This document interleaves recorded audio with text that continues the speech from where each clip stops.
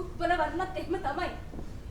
එයා කාශ්‍යප බුදුරජාණන් වහන්සේට නිර්මාණ පූජා කරන ලස්සන රූපයක් ඉන්නවා. මං ඔයාට මගේ ලස්සන රූපේ පූජා කරන ඔයාගේ වටිනාකමක් ඉල්ලනවා. අඩුම තරමේ මං වටිනාකමක් තියෙන ගෑණියෙක් කියලා ඇඳේදිවත් මට දැනෙන්න දෙන්න අර. ඇඳේදිවත්.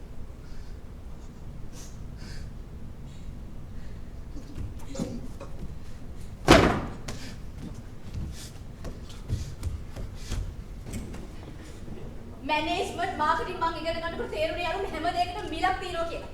හැම දෙයකටම වටිනාකමක් තියෙනවා කියලා. දැන් ඔයා ගණිකාවක් නතර කියන්නේ ඔයා සල්ලි ගෙවනවා. ඔයා ඔච්චර නටන්නේ නෑනේ. ඔයාලා කවදාවත් කැමති නෑ අර තමන්ගේ කෙල්ල කරන දේවල් වලට වටිනාකමක්. යකෝ ගණිකාවකට සල්ලි හම්බ වෙනවා වගේ තමයි තොපිට ආදරේ හම්බ වෙනවා. ගෞරවය හම්බ වෙනවා. මොකද්ද වෙන කියන්නේ මදිනේ? දැන් හෙට ඔයා මේ සම්බන්ධ නතර කරොත් එන්නේ. මොකද්ද මට ලැබෙන ගෞරවය? මොකද්ද මට ලැබෙන වටිනාකම? සල්ලි දුන්න නම් අඩුම තරමේ ඒක හරි තියෙනවා. සම්බන්ධතාවයකදී අර කවදාවත් කෙල්ලෙක්ට හෙට්ට කරන්න බෑ.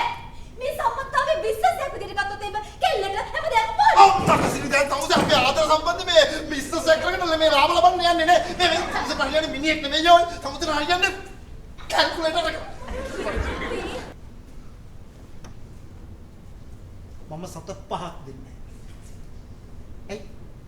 එයි ඉල්ලුම නැති වෙන සැපේ උඹට බම්බු ගහන්න. බම්බු.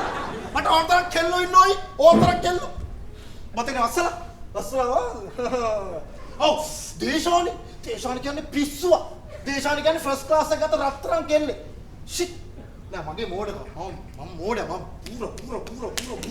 පුර මම පොතර නේනේ.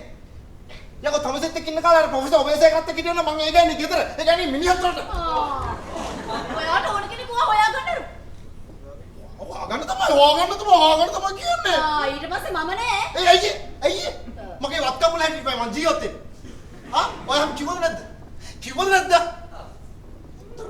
උත්තර නෑ මට නැත්තම් මට දෙන්න තනකින් මං ගන්න ඕනේ. දෙන්න තනකින් ගන්න ඕනේ. ඒව නැද්ද තමසලේ ඔය තීරෙවල නැද්ද? ඔය දාගන්නකො තීරෙවල.